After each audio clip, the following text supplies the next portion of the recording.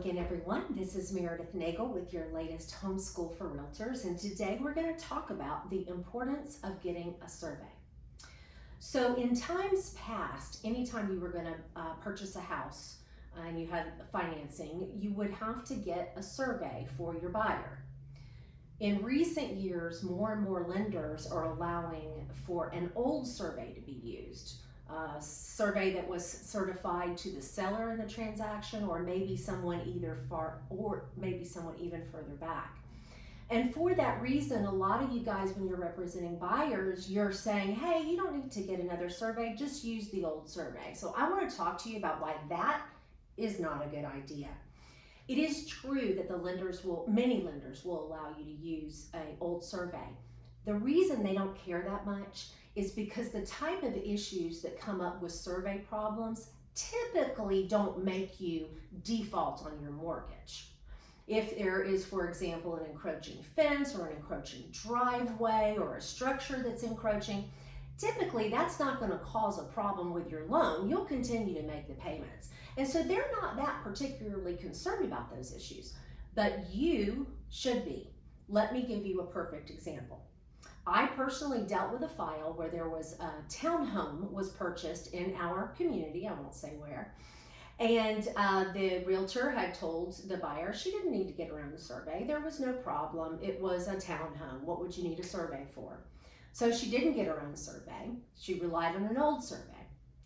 I encountered this woman because she came to me when she was trying to resell her house, and she had found out that there was an easement that was running right down the middle of her townhome. She, of course, couldn't sell it to anyone else because she then knew that she had a defect, and so she had to fix it, and it cost somewhere around $30,000 to fix this problem that could have been avoided with a $400 survey. That's just one example, and I've used that as an example because it's such a good one to help remind you guys, even if you think a survey is not going to be needed. I mean, who would think a survey is needed in a townhome situation?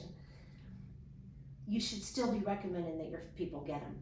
This kind of thing happens all the time. I get, as a real estate attorney, I get inquiries frequently from people who have problems that would have been revealed if they had gotten a survey during their real estate transaction.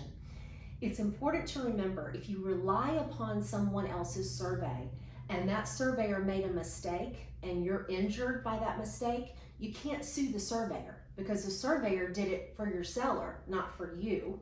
So you don't have that protection of someone to sue if there's a problem, but more importantly, you might not know if there is a problem.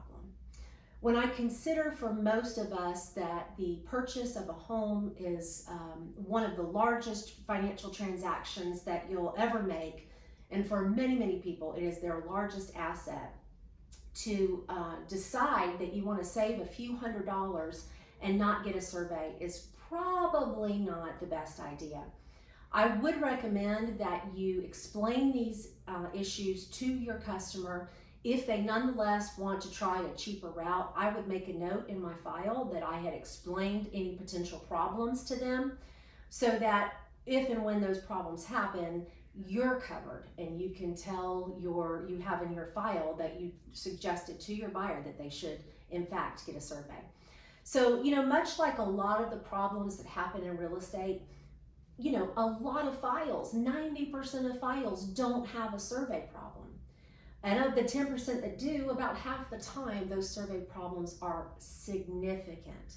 And so to save a few $100 and potentially put yourself in a position to have a significant problem really is probably not the best way to go. So talk about this amongst yourselves. I hope you'll make a comment in the video if you disagree, or if you've had your own experience when you failed to get a survey or you went ahead and got a survey and found out a problem. But share this information with each other and talk about it. Call me if you have any questions so that we could talk through it. But the bottom line is really you should be recommending a survey in every transaction. If you have any questions, as usual, you can always call me at 352-394-7408. Whether you close with my company or not, I just want to be able to help you and answer any questions. So until next time, thanks for listening. I'm Merideth Nagel with Merideth Nagel PA and Concierge Title.